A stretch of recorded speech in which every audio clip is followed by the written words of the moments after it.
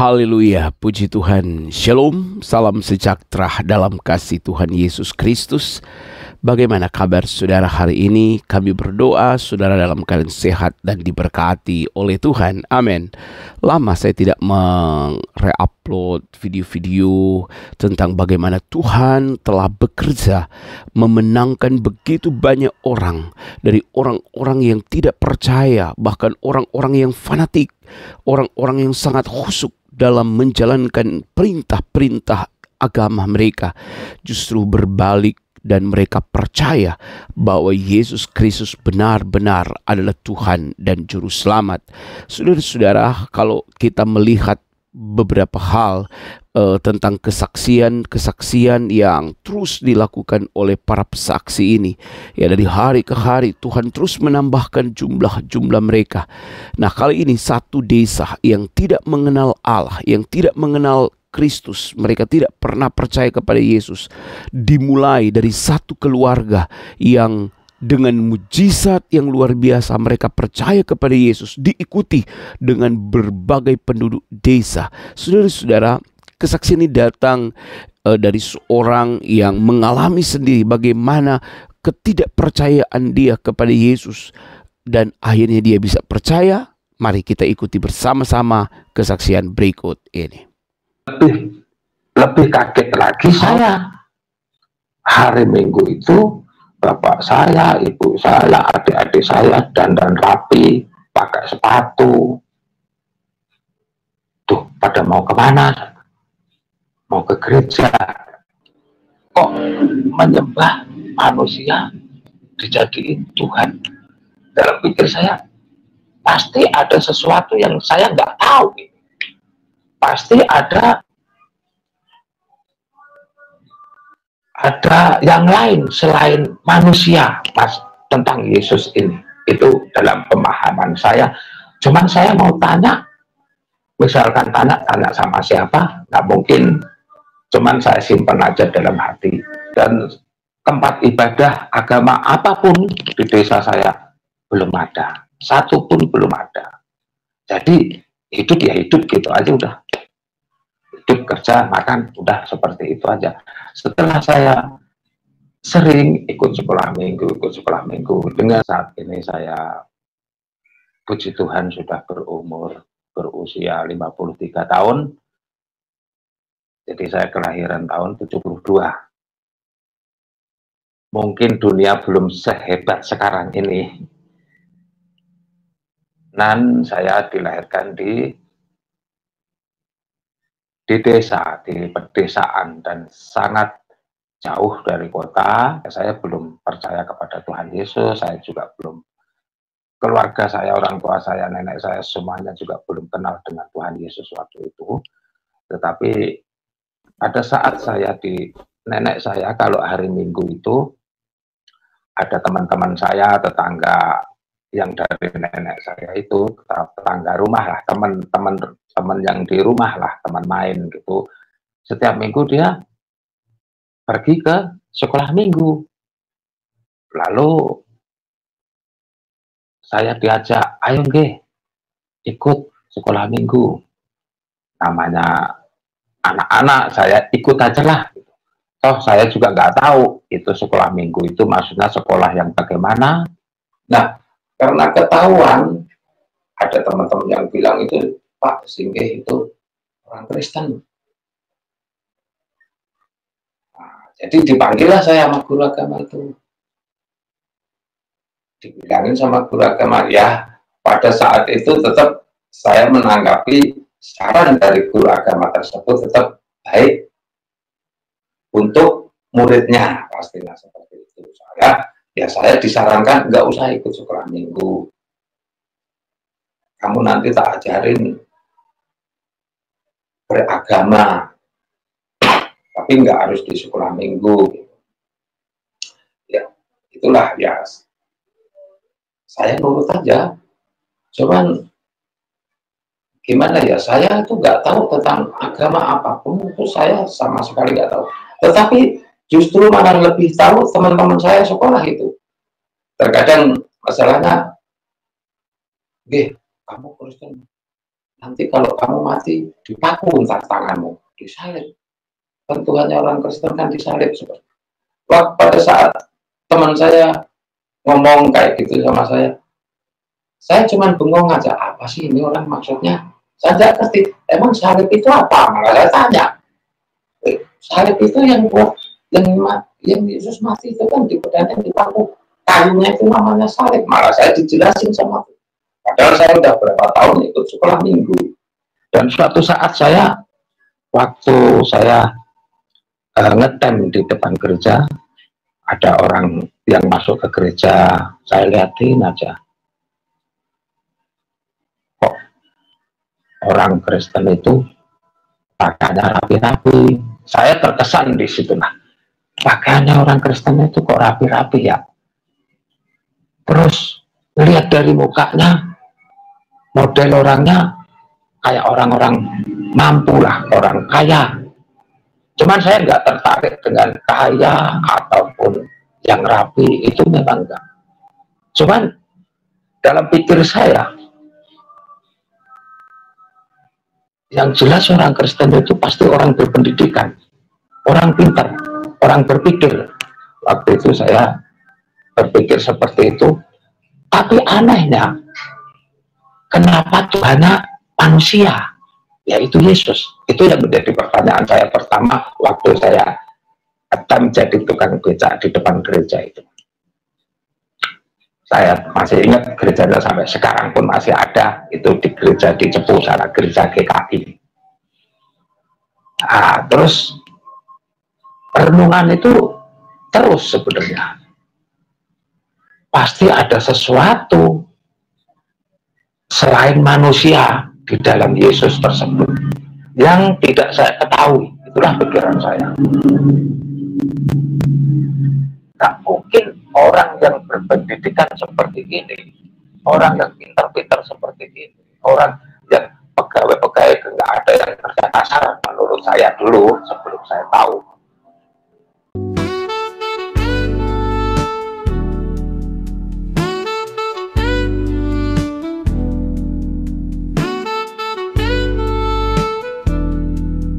Dalam Kristus Yesus, perkenalkan dulu, nama saya Singgih Prianto. Saat ini saya, puji Tuhan, sudah berusia 53 tahun. Jadi saya kelahiran tahun 72. Mungkin dunia belum sehebat sekarang ini. Dan saya dilahirkan di desa, di pedesaan, dan sangat jauh dari kota.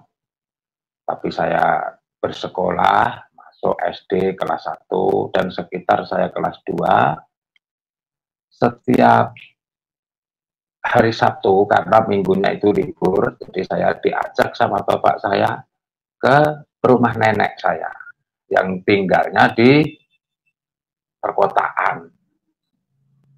Setiap minggu, ya mungkin giliran ya, kadang saya, kadang adik saya, kadang kakak saya gitu setiap minggu. Jadi nggak setiap minggu lah saya itu, mungkin bisa 3 minggu sekali, apa 2 minggu sekali gitu.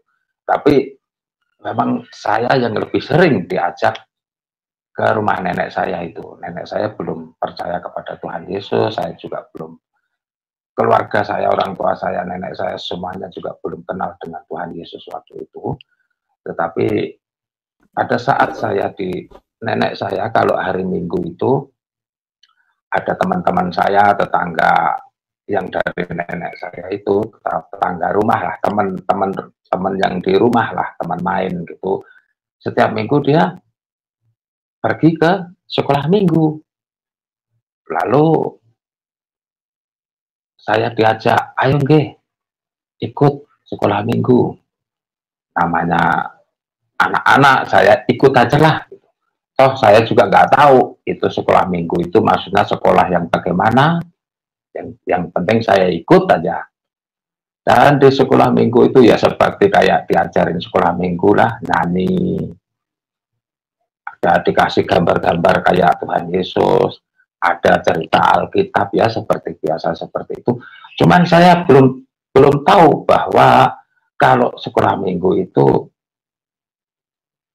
ini agama Kristen, bahkan kayak gitu. Bahkan dalam waktu itu sampai saya kelas 2 SD itu saya belum tahu tentang apa sih agama, apa sih Tuhan.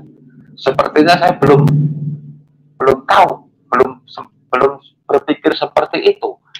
Ya karena hidup di pedesaan di situ juga masih belum sangat belum maju. Listrik pun belum masuk, dan tempat ibadah agama apapun di desa saya belum ada, satu pun belum ada. Jadi hidup ya hidup gitu aja udah, hidup kerja makan udah seperti itu aja.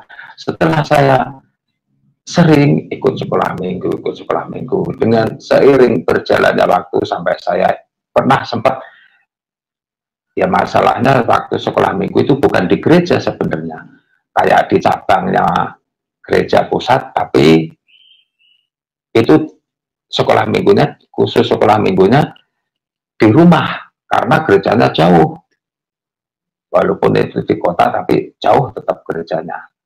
Jadi di rumah aja itu sekolah minggunya, jadi nggak berbentuk gereja juga, makanya saya juga nggak tahu oh ini gereja gitu, nggak tahu. Tapi sempat sekali saya pas Paskah, saya ingat sekali pas Paskah serombongan anak sekolah minggu itu diajak ke gereja semua. Itu kenangan saya di situ, nyari telur, nggak bisa terlupakan lagi itu. Nah, seiring berjalannya waktu sampai dari kelas 2, kelas 3, kelas 4, masuklah ada guru agama. Nah, saya sempat ikut Paskah itu, kenangan waktu itu cuma sekali itu selama saya waktu kerja. Kalian juga belum pernah, ya ikut Paskah itu aja lah, pernah sekali itu. Lalu waktu kelas 4 masuklah, ada diajarin di sekolah itu pelajaran agama. Ya tentunya pastinya ada gurunya khusus, guru agama. Nah, itu aja lah, pernah sekali itu. Itu waktu kelas 1, ya pastinya pelajaran agama itu agama mayoritas lah tentunya. Jadi bukan agama Kristen.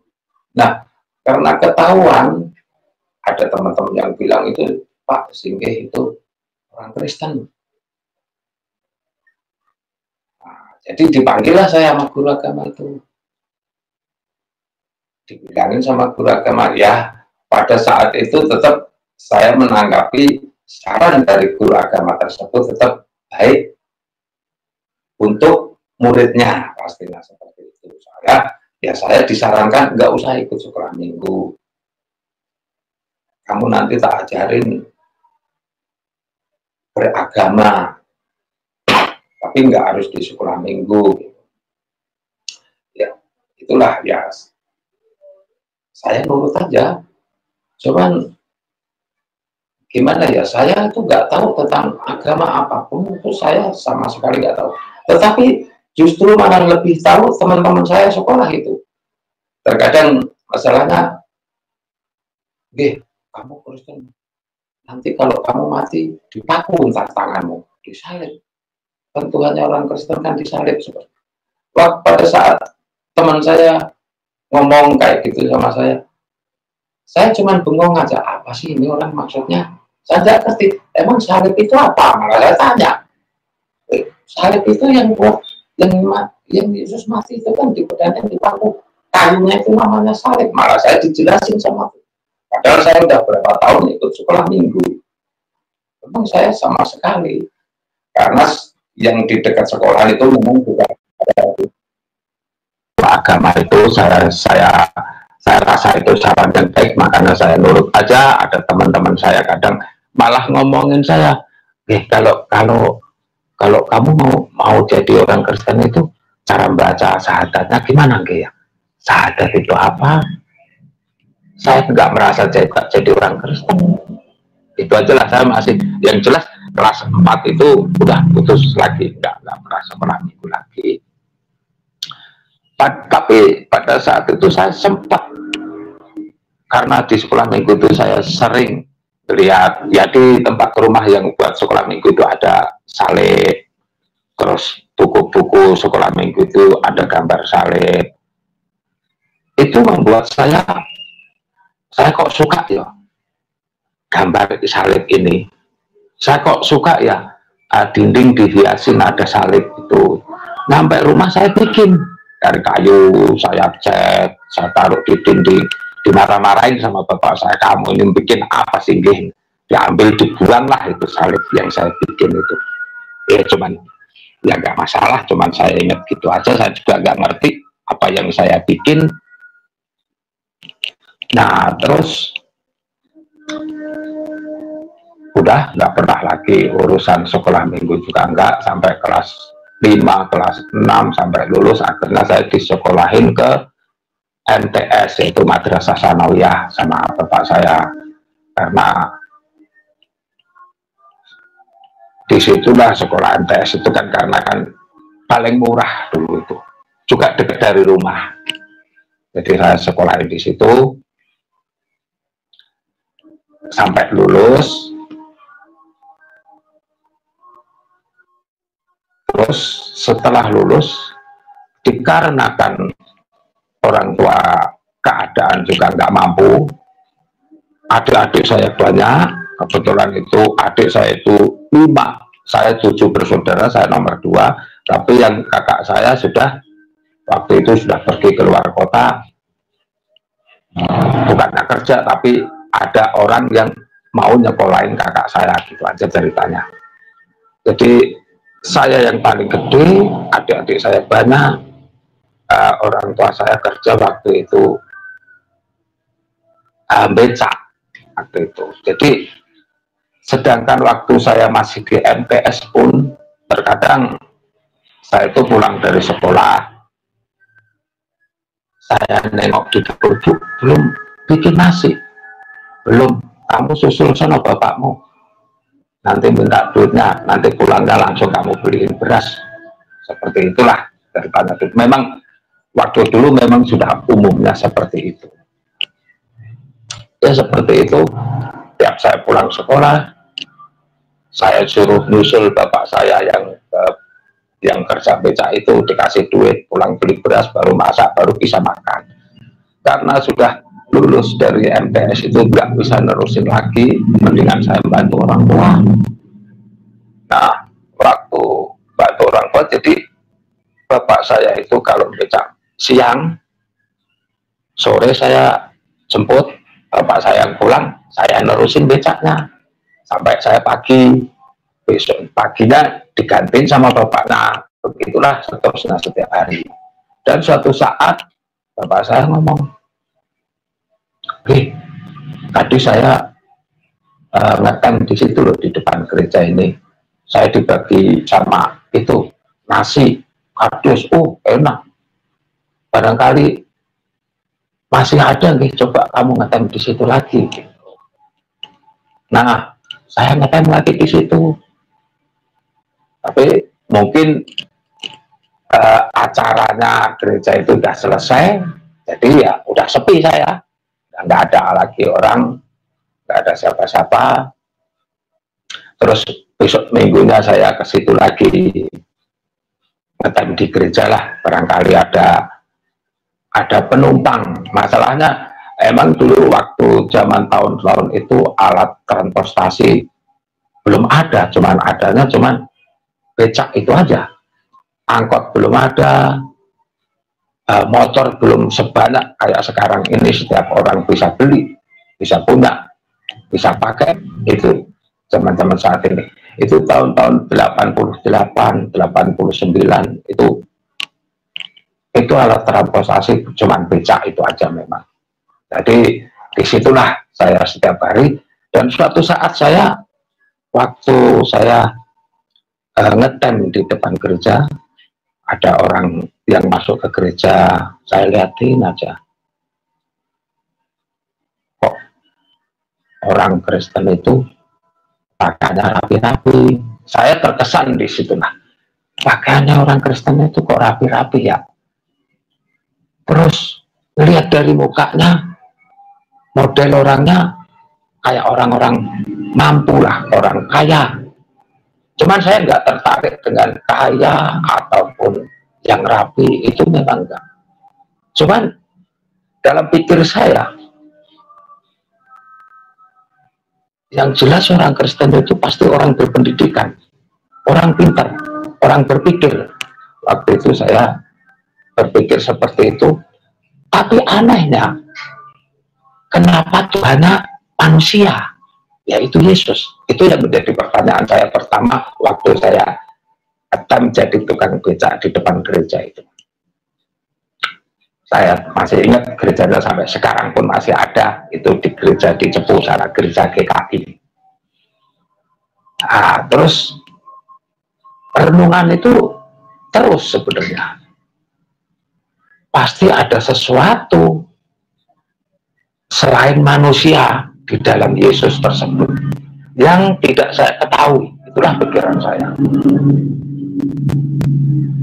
Tak mungkin orang yang berpendidikan seperti ini, orang yang pintar-pintar seperti ini, orang yang pegawai-pegawai nggak ada yang kerja kasar menurut saya dulu sebelum saya tahu,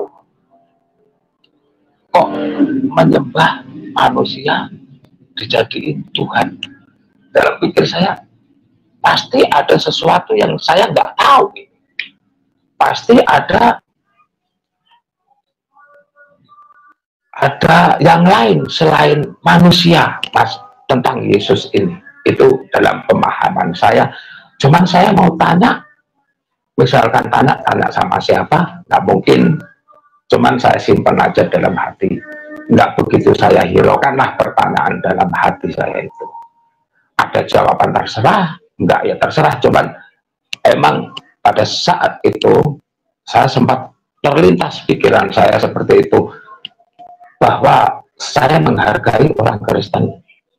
Saya nggak membenci orang Kristen, sebab saya sendiri tidak tahu siapa itu Yesus. Sebab Yesus itu selain manusia, pasti ada sesuatu yang luar biasa. Dalam keyakinan saya, waktu itu udah seperti itu. Jadi saya nggak, apa ya biasa-biasa aja lah kalau melihat gereja, melihat orang Kristen. Nah, dengan berjalannya waktu, suatu saat saya diajak sama om saya ke Jakarta. Kenapa saya diajak om saya ke Jakarta? Karena saya udah gede, umurnya udah bertambah lagi, dan pekerjaan udah nggak becak lagi. Ya, kalau saya ceritakan aja. Pada saat itu sebelum saya di Jakarta, setelah becak itu saya tertarik dengan ajakan orang-orang yang lebih dewasa dari saya. Mengajak untuk apa? Untuk nyuri kayu jati yang ada di PCK, di perusahaan, di perhutani. Kumpul di situ kayu banyak. Kalau malam nyuri di situ, hasilnya lebih gede daripada tukang becak. Akhirnya ketahuan dari bapak saya. Padahal saya nyuri pun itu juga tetap untuk kebutuhan pribadi saya, tetap juga saya kasih ke ibu saya sebenarnya. Jadi lama-lama ketahuan sama bapak saya. Akhirnya dilarang pun juga saya nggak bisa. Ya akhirnya ada om saya dipaksa ajak ini sini ke Jakarta. Dan waktu saat itu bapak saya dalam keyakinannya Jawa, agama Jawa lah itu gitu. Waktu saat itu saya juga sering diajarin apa tuh tirakatan sampai puasa nggak makan nasi. Nah, itu. Makannya cuman singkong, sayurannya cuman daun-daun direbus, nggak makan, nggak ada garam, nggak ada gula, makan itu nggak pakai nasi. Sampai 21 hari, mana tidur harus di depan rumah, di atas itu genteng itu. Nah, saya nggak mau menceritakan itu hal mistis. Kejadiannya juga saya nggak mau mengingat-ingat lagi lah, itu ngeri. Tapi saya mau ceritain selanjutnya proses setelah saya di Jakarta, 1 tahun saya di Jakarta kerja, diajarin sama om saya itu untuk membuat sepatu, tepatnya di Takung dulu. Oke, membuat sepatu, home industri lah. Jadi bikin sepatu, kerja prosesnya di situ. Siapapun yang mau kerja bisa, yang penting bisa bikin sepatu. Jadi nggak pakai lamaran, nggak pakai ijazah, nggak pakai ikatan kerja, apa ikatan kontrak yang seperti saat sekarang ini nggak ada. Jadi kerjanya juga sistemnya borongan. Kalau kerja ya dapat gaji, kalau nggak kerja ya nggak dapat apa-apa, gitu aja sistem borongan home industry itu. Nah, dalam kerja di situ sudah selama 1 tahun, saya pulang kampung. Saya ingin pulang kampung hari Sabtu, habis gajian, pesen tiket kereta, naik kereta, pulanglah saya kampung. Pada saat itu tiket masih 8.000 dari Jakarta sampai ke Cepu itu. Setelah sampai pagi itu sampai rumah, ya orang tua ya mungkin agak kaget, Bu, kamu pulang deh. Masalahnya zaman dulu kan belum ada HP, nggak bisa ngebel, nggak bisa apalah. Paling kalau komunikasi kabar-kabaran kirim surat, itu kalau zaman tahun-tahun itu. Jadi lebih kaget lagi saya. Hari Minggu itu bapak saya, ibu saya, adik-adik saya dandan rapi, pakai sepatu. Tuh, pada mau kemana? Mau ke gereja. Tuh, saya diem aja, kok tiba-tiba pada mau ke gereja. Kamu mau ikut? Ditawarin gitu sama bapak saya. Enggak. Ya udah, kalau kamu nggak ikut daripada di rumah sendiri, ini baca Alkitab. Dia berangkat naik sepeda goes, saudara-saudara. Nah, saya baca Alkitab itu tetap nggak menemukan sesuatu yang ajaib apa-apa, nggak ada. Nggak ngerti aja apa yang saya baca itu apa maksudnya, nggak ngerti aja. Nah, setelah bapak saya dari gereja ngobrol sama saya pastinya tanya, kenapa Pak kok tiba-tiba langsung ke gereja, ada cerita apa? Ya, dari tadi saya udah pengalaman dari beca itu tadi, saya katakan kan, saya nggak fanatik, nggak marah, nggak apa tentang orang Kristen. Jadinya saya malah tanya sama bapak saya, ceritanya gimana kok jadi orang Kristen ini, gitu aja. Sebab sebelum-sebelumnya, sebelum saya di Jakarta, yang namanya bapak saya itu, kalau saya pikir waktu itu memang saya nggak begitu ngurusin ya bapak saya, tapi setiap malam itu banyak tetangga, ya bahkan orang-orang jauh datang di rumah saya, paling nggak ada 5 orang, 4 orang, itu seakan-akan kayak apa ya, berguru sama bapak saya gitu loh, tentang ilmu-ilmu Jawa lah intinya seperti itu. Nah, tetapi kok tiba-tiba ke gereja. Nah, yang ke gereja bukan cuma bapak saya sama adik-adik saya aja, enggak. Termasuk yang dibilang dulu itu murid-muridnya itu yang berguru ke bapak saya itu, pada ikut ke gereja semua. Nah, disitulah ada suatu keanehan, rasa penasaran. Terus saya ingat, oh iya ya, bukankah saya dulu penasaran siapa itu sebenarnya Yesus? Gak mungkin kalau yang namanya Yesus itu hanya manusia. Pasti ada, selain manusia pasti ada ini.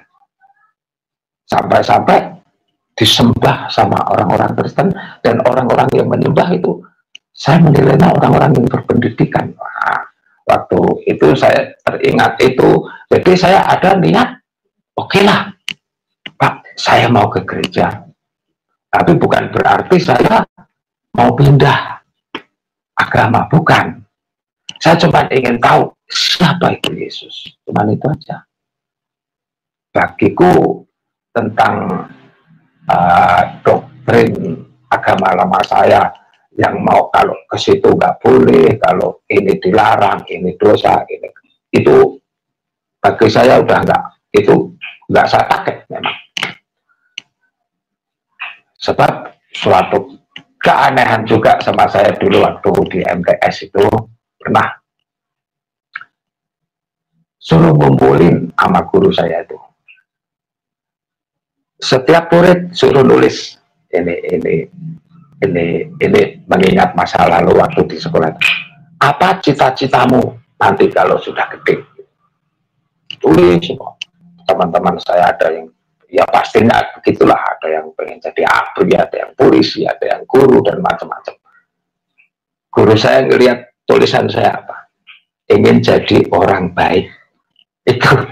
Cuman itu cita-cita. Nggak ada keinginan untuk kaya, untuk jabatan, untuk apa. Kayaknya nggak ada. Saya tulis semua itu. Ingin jadi orang baik. Dan memang itu timbul dalam hati. Makanya saya berpikir sendiri, bagaimana sih jadi orang baik itu, supaya orang itu nggak jahat itu. Nah, saya lanjutkan lagi.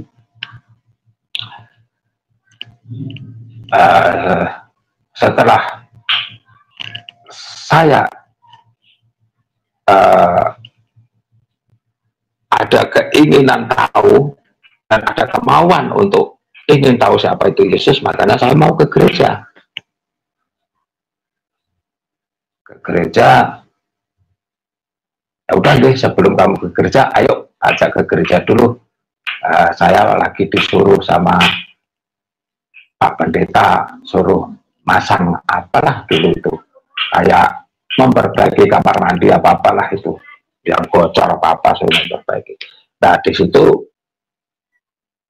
buat alasan aja sama bapak saya sebenarnya. Memang intinya niat bapak saya untuk supaya saya ke gereja bisa tanya jawab sama Pak Pendeta itu dulu.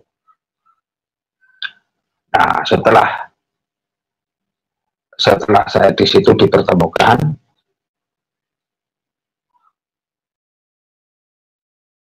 saya diinjilin bla bla bla bla tentang penebusan, tentang Yesus, tentang surga, tentang Yesus itu Tuhan, tentang Roh Kudus. Gak ada yang masuk juga. Mungkin memang daya tangkap saya yang kurang atau gimana. Ini orang ngomong apa? Pikir saya seperti itu. Jadi menurut Bapak, kalau saya cuma ada, mungkin sehingga ada sesuatu yang ditanya, ya Pak, jadi menurut Bapak, agama saya itu gak benar ya Pak? Itu. Dengan kejujuran saya, pertanyaan seperti itu, kok tadi yang benar cuma Yesus. Berarti agama saya ini gak benar ya Pak? Saya tanya gitu. Pak Pendetanya cuma jawab, saya tidak bisa jawab kalau pertanyaanmu seperti itu. Tapi saat itu saya kecewa. Kenapa? Saya pengen tahu, tapi kok malah saya nggak bisa jawab. Terus tanya jawab sama Pak Pendeta sudah selesai sampai di situ. Saya tanya, berarti Yesus itu siapa Pak? Selain dia kelihatannya manusia kan? Dia Tuhan, cuman gitu. Dia Tuhan dan manusia. Tapi kan saya belum punya pengertian sendiri. Tetap jawaban itu tidak menjawab apa yang keinginan tahuan saya. Itu aja. Jadi dari gereja itu saya kecewa malahan. Kenapa ini pendeta nggak bisa jawab? Padahal saya pengen tahu bener nih. Karena Pak Pendeta itu nggak sanggup jawab, akhirnya ya udahlah, kalau nggak sanggup jawab, berarti saya harus rajin ke gereja. Bagaimana cara ibadahnya, bagaimana cara ceramahnya, sebab saya ingin tahu itu.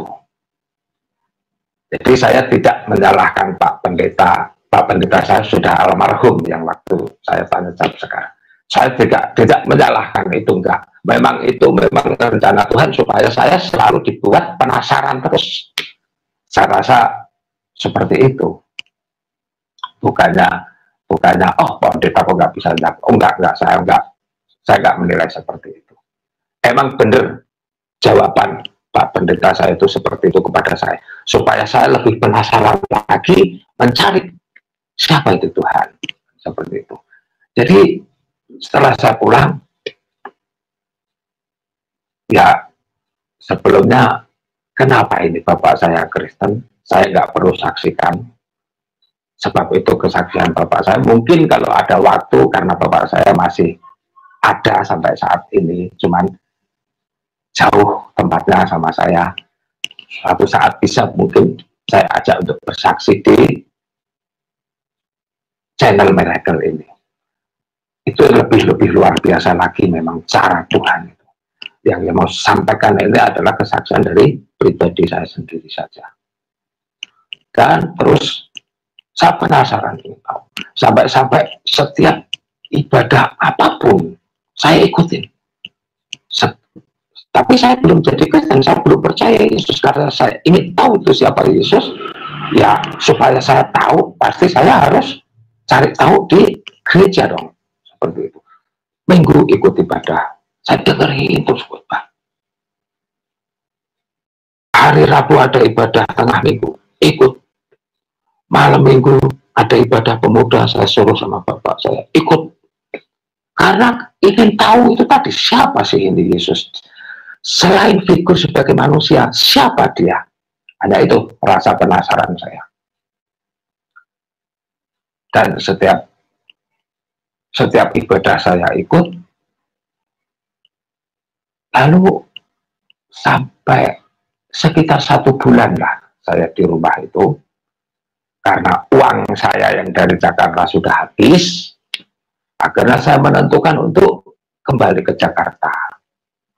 Walaupun usaha saya untuk ingin tahu siapa Yesus itu belum ketemu. Terus ditanya juga sama bapak saya, nanti kamu ke Jakarta cari gereja loh, ya lihat gampang lah nanti, itu aja saya sama orang tua saya. Padahal sebenarnya juga di hati, ya di Jakarta cari gereja di mana juga nggak tahu. Terus ya ini saya sampai 1 bulan ini pengen tahu siapa itu Yesus juga nggak tahu, karena saya dengerin khotbah itu juga kayaknya nggak mudeng aja. Cerita-cerita khotbah pendeta waktu ibadah itu juga nggak mudeng aja, nggak ngerti lah, gitu aja. Mungkin karena ada yang tangkapnya saya yang kurang, mungkin bisa jadi. Nah, dengan berjalannya waktu saya tentukan saya mau pulang Pak ke Jakarta, mau balik gitu. Duit saya masalahnya tinggal 10.000. Saat itu saya beli tiket 8.000, masih 2.000. 1.000-nya saya beliin air minum, air mineral. Dulu waktu itu merek Aquaria, 1 botol gede 1.000. Nah, apakah nasi bungkus dari rumah untuk makan di jalan, masih tinggal 1.000 untuk perjalanan dari stasiun Senen ke Cakung 2 kali naik angkutan umum. Saya kira udah pas lah itu. Dulu waktu itu angkutan umum masih 300 rupiah Metro Mini.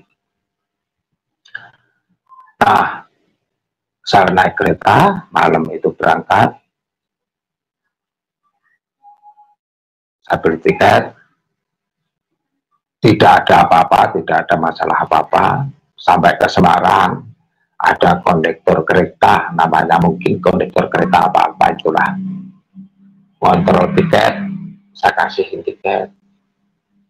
Sampailah ke Cirebon, ada kontrolan tiket lagi. Tiketnya saya cari, nggak ketemu. Di mana? Pasti salah naruh saya mungkin di tas. Saya cari di tas, nggak ketemu. Di kantong celana, di kantong baju, nggak ada semua. Saya cari di sekitar tempat duduk saya, nggak ada. Disitulah kondektur kereta sudah sampai di samping saya. Mana mas keretanya, tiketnya? Hilang pak. Nggak ada itu alasan hilang. Pasti kamu nggak beli. Kamu naik dari mana? Dari Cepu pak. Nggak beli kamu tiket ya? Beli pak. Apa kamu nggak beli? Udah pak, saya cari ya dulu. Ada kok saya beli. Baik, saya akan ke depan. Nanti saya balik ke belakang. Kalau kamu nggak bisa nunjukin tiket, kamu turun di sini. Ya pak. Masalahnya waktu zaman dulu itu kalau naik kereta ya, kalau ada anak yang malas beli tiket, bisa bayar di atas. Setiap kontrolan ngasih 2.000, setiap kontrolan ngasih 2.000. Jadi paling cuma sampai Jakarta paling cuma 4.000, 6.000 sampai Jakarta. Kalau beli tiket kan 8.000. Jadi banyak anak-anak dulu yang bayarnya seperti itu. Stasiun bukan kayak sekarang, kereta bukan kayak yang sekarang. Jadi maksudnya kondektur itu uber-uber saya supaya dapat duit pastinya gitu. Sedangkan saya kan udah nggak punya duit. Jadi dipositifkan kalau kamu tiketnya nggak ada, udah kamu keluar gitu aja. Padahal kalau saya ngasih duit misalnya 2.000, ya udah aman sampai Jakarta. Cuman kan karena duit sudah nggak ada, tinggal 1.000 itu untuk naik angkot saya ke Cakung ke rumah. Nggak mungkin saya kasihin kan. Lalu dia ke depan. Ingat sekali itu waktu itu jam-jam waktu subuh pagi sekitar jam 4 jam 5. Ingat persis saya waktu itu penumpang, ada salah satu penumpang di depan saya sedang sholat di kereta itu, sholat subuh di selah-selah bangku lah, dia sholat di situ. Di situ saya ingat, oh ya tentang Yesus, karena ngelihat ada penumpang depan saya yang sholat itu, saya ingat tentang Yesus. Tuhannya orang Kristen. Saya berpikir kalau kemarin mungkin dalam hal seperti keadaan seperti ini, mungkin saya akan berdoa dengan keyakinanku yang kemarin pastinya gitu. Tapi saat ini saya mau coba, biar saya mungkin tahu siapa itu Yesus. Benarkah Yesus itu Tuhan? Bukan hanya sekedar manusia. Saya akan coba, saya akan berdoa. Saya ingat-ingat waktu di gereja itu orang Kristen kalau berdoa bagaimana, saya ingat-ingat. Mungkin perkataannya kayaknya kok cuman dari apa yang dari hati itulah yang diucapkan, seperti itulah yang setahu saya. Dan setiap doa diakhiri dengan di dalam nama Tuhan Yesus. Itu yang saya ingat di situ. Tapi saya harus berdoa. Saya coba ini minta sama Tuhan Yesus kalau toh memang benar ini Tuhan. Jadi saya di situ berdoa, sahabat miracle, doa saya berdoa mengucap apa ini ya? Karena dengan singkat saya berdoa, Yesus, itu doa saya, kalau Engkau memang Tuhan, selamatkan saya dari tempat ini sampai ke Jakarta tanpa ada gangguan satupun. Amin. Udah, itu aja doa saya. Mungkin bisa saya ulang, sebab saya ingat itu doa pertama kali, bahkan doa itu saya belum percaya sama Tuhan Yesus. Yesus, kalau Engkau memang Tuhan, tolong selamatkan saya sampai di Jakarta tanpa ada gangguan apapun. Entah bagaimana cara Tuhan. Amin. Nah, itu aja. Beberapa menit kemudian, yang kondektur itu datang, tamperin saya. Gemeteranlah saya. Aduh, ini tiket belum ketemu, kondektur sudah datang. Berdua, kondektur itu mereka berdua. Sampai di samping saya, tanya, sama temannya berdua itu. Anak yang duduk di sini tadi mana? Tahu, tadi kan duduk di sini. Iya, nomornya di sini tadi. Sedangkan posisi saya tidak pindah, tidak berubah. Saya ada di situ. Semakin ketakutanlah saya. Karena apa? Karena kalau sampai, oh ini anaknya, udah turun-turun, kamu nggak bisa nunjukin tiketmu. Gitu kan? Disitulah ketakutan saya. Takut kalau sampai ketahuan saya disuruh turun. Tapi di sisi lain saya sudah dengan cara Tuhan. Dengan cara engkau Yesus, kalau memang kau Tuhan, dengan caramu. Yang jelas, yang penting saya sampai Jakarta dengan selamat, itu aja. Ya udahlah, yang kondektor itu kan berdua, yang satu bilang, ya udahlah, aku tak tunggu di sini. Mungkin anaknya lagi keluar, nanti kalau datang ke sini, yang tinggal kita minta, kamu cari ke belakang sana. Cari ke belakang, yang satu ke belakang, yang satu masih di samping saya. Saya masih posisi duduk di situ. Saya deg-degan, ketakutan sambil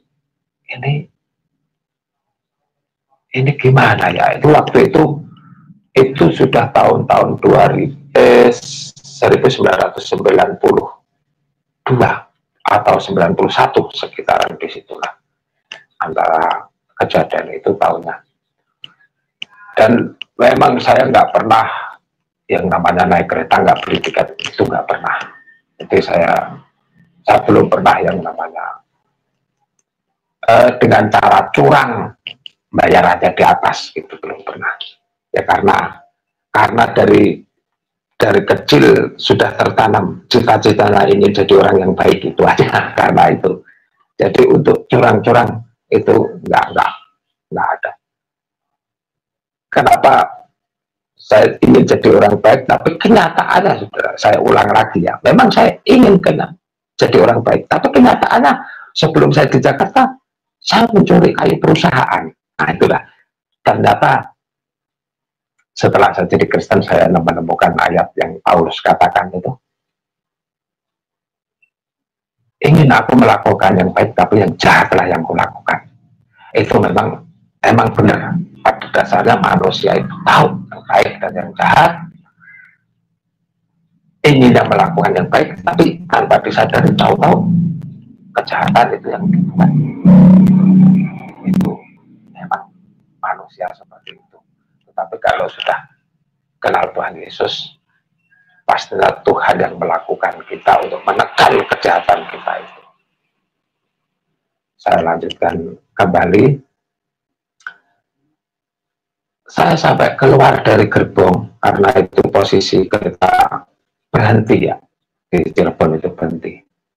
Saya keluar dari gerbong karena ketakutan. Jadi kondektor yang di samping saya itu saya tinggal, turun aja lah, daripada di sampingnya kondektor saya ketakutan terus. Nggak taunya yang saya tinggal itu nyusul lagi ke belakang, keluar juga. Ya, ini keluar lagi, nyusul lagi di sini. Nungguin temennya itu di samping saya juga nungguinnya. Nah, di samping saya nungguin temennya yang satu yang ke belakang itu, akhirnya ketemu di depan saya. Gimana? Ketemu nggak anak itu tadi? Nggak ada. Berarti udah turun kali, udah turun sini mungkin. Di depan saya itu. Terus ya udahlah. Terus dia ke stasiun, dan kondektor itu cuman di kereta. Setelah selesai kan nggak ikut kereta terus, enggak, dia pasti turun di stasiun. Setelah itu saya naik lagi di kereta, saya merenung, kenapa kondektor tadi kok nggak bisa melihat saya ya? Apa sepertinya dia nunjuk tadi kan duduk di sini, padahal di situ ada saya. Jadi seakan-akan tempat duduk itu seakan-akan kosong, itu tangkapan saya. Kosong, nggak ada orang gitu, kayak sepertinya seperti itu yang tangkapan saya. karena dia di sebelah saya, dia nunjuk saya, nunjuk kepala saya. Tadi kan duduk di sini seperti itu. Tapi kenyataannya kayak nggak melihat saya gitu. Dari disitulah keanehan itu, ini kok aneh banget ya. Nah, setelah itu baru saya ingat, oh berarti Yesus itu memang Tuhan. Saya langsung di kereta itu, hati namanya, saya kayak menemukan sesuatu. Ya, Tuhan sudah tolong saya, Yesus sudah tolong saya. Yesus bukan sekedar manusia, Yesus pasti Tuhan. Untuk membuktikan Yesus bahwa Tuhan saat ini tolong saya. Cuma untuk penjelasannya, gimana sih manusia kok Tuhan? Tuhan kok seperti manusia? Nah, itu yang belum ada jawaban buat saya. Sebab kan doktrin saya yang dulu, Tuhan itu tidak kelihatan. Tapi dalam hal kekristenan saya menemukan bahwa Tuhan itu memang nyata. Tuhan itu memang hidup. Tuhan itu memang kuasa. Nah, disitulah saya sampai ke Jakarta, turun dari kereta, sampai ke tempat kerja, sampai ke tempat kos-kosan. Teringat terus, saya harus cari gereja, saya harus cari gereja. Sedangkan gereja itu, ya pastinya saya agak bingung juga. Kok gereja mereknya itu kok yang di kampung saya dulu kemarin itu nggak seperti ini ya. Kan di kampung saya waktu itu ke gereja pertama diajak sama bapak saya berjemaat sampai saya dibaptis itu gereja GBIS. Nah, di apa itu, di Jakarta saya cari gereja, saya tanya-tanya sama tetangga saya, sama teman-teman saya di sini, yang gereja yang dekat mana ya, sampai teman saya, kamu tuh kenapa sih pulang dari kampung tahu-tahu cari gereja, orang gila aja gitu. Sampai teman saya ngomong kayak gitu. Ya, teman saya, tetangga saya nggak ada yang tahu gereja di daerah situ di mana. Sampai saya tanya orang di kos-kosan yang punya kontrakan lah, Pak Haji gitu kan yang punya kontrakan. Saya tanya ke gereja di dekat sini mana, ya malah dimarah-marahin. Ngapain juga kamu cari-cari gereja? Gitu. Gak tahu saya, nggak ada gereja di sini. Ya, pasti jawabannya seperti itulah. Tapi saya sampai jalan kaki putar terus sekeliling saya, nggak ketemu, karena saya jalan naik angkot. Sepanjang angkot ini ke Senen, coba tengok kanan, tengok kiri, kalau ada gereja saya turun. Lalu ketemu ada, iya itu ada salibnya, saya turun. Datang gereja situ. Saya tanya, ada orang, saya lihat di pengumuman hari Minggu jam sekian ibadah. Datang saya di situ. Nah, datang saya di situ, saya merasa aneh. Ini kok nyanyi-nyanyinya nggak kayak di kampung saya ya. Cara-caranya kok nggak kayak di kampung saya. Ini gereja bener apa enggak? Kan saya kan nggak ngerti kalau gereja itu ya setiap apa itu sinode beda lah doktrin cara ibadahnya. Wah, saya ikut ibadah di situ, tapi saya lebih nggak ngerti lagi karena menurut saya asing ini. Nah, pulang lagi, saya cari lagi, cari kerja lagi, putar saya di kampung saya, kontrak itu saya cari, nggak taunya di dekat kontrakan saya jalan kaki ada gereja di situ. Saya lihat, ini ada salibnya ini pas malam minggu itu. Loh, ini kayaknya lagu-lagunya sama ya kayak yang di kampung. Cuman kok nama gerejanya kok bukan GBG. Kalau di kampung saya kok kalau ini gereja apa enggak sih, saya kan karena enggak ngerti. Tapi kalau ada salibnya, terus lagu-lagunya sepertinya sama. Jadi udahlah saya bertekad minggu saya ke gereja. Nah, saya ke gereja dengan berjalannya waktu sampai bertahun-tahun saya baru tahu bahwa pengertian tentang siapa itu Yesus adalah Tuhan, kok manusia, kok disebut Tuhan. Nah, disitulah saya baru setelah menjalani waktu itu saya ke gereja, saya percaya aja, tapi saya sebelumnya belum ngerti tentang ketuhanan Yesus. Tapi dengan berjalannya waktu, saya mau belajar terus, apalagi sekarang ini ya banyak mendengarkan kesaksian-kesaksian di channel-channel YouTube, banyak apologet itu sangat apa tuh bisa memberikan pengertian saya tentang hal kerohanian tentang Tuhan kami Yesus Kristus. Nah, disitulah saya berjalan terus sampai saya waktu itu sebelum saya menjadi Kristen, sebelum saya pulang kampung, saya itu ya namanya masih anak muda, saya pacaran gitu.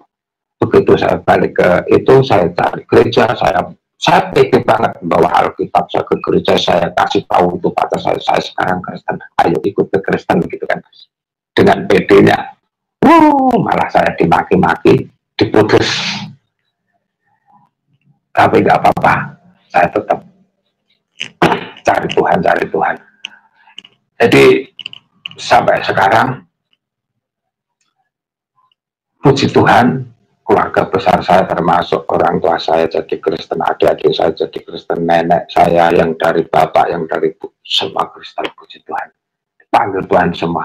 Yang menjadi uniknya, yang bapak saya tadinya figur seperti apa ya, orang yang dituakan lah, yang banyak mungkin banyak pengertiannya lah, pengertian tentang apa ya, tentang pengertian ilmu Jawa lah itu, seperti itu.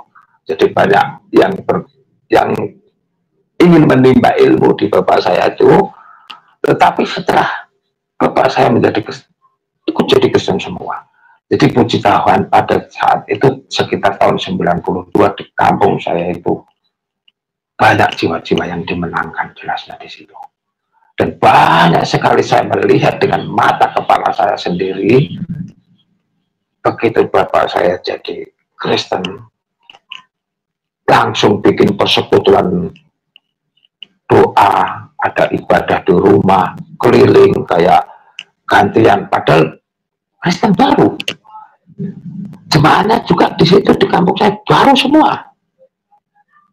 Banyak mujizat Tuhan, orang yang sakit, orang yang lumpuh bisa langsung berjalan.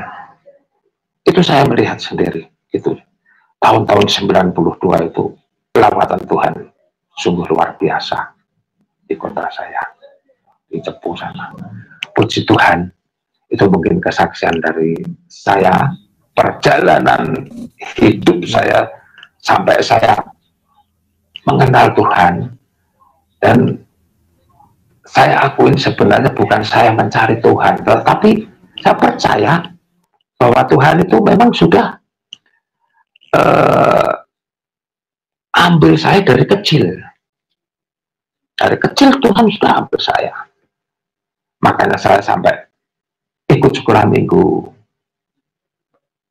Nenek saya yang sekarang sudah almarhum, yang di kota yang saya tempat untuk nemenin nenek saya itu, kata orang tua saya, kata bapak saya, kalau hari Minggu suruh nemenin nenek saya karena di rumah sendirian. Itu dulunya juga bukan Kristen, tapi sebelum dipanggil Tuhan sudah menjadi Kristen, juga percaya sama Tuhan Yesus. Jadi sangat-sangat luar biasa. Sangat bersyukur banget sama Tuhan. Keluarga besar saya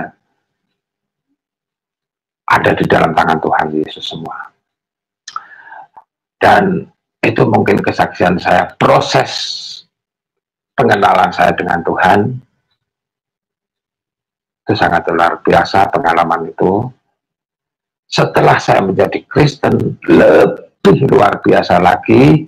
Setiap tantangan dalam tantangan, perjalanan hidup saya, mungkin dulu waktu itu saya baru berumur kenal dengan Tuhan Yesus, jadi orang Kristen itu mungkin umur 20, saya sekarang umur 53, berarti sudah 33 tahun saya mengenal Tuhan.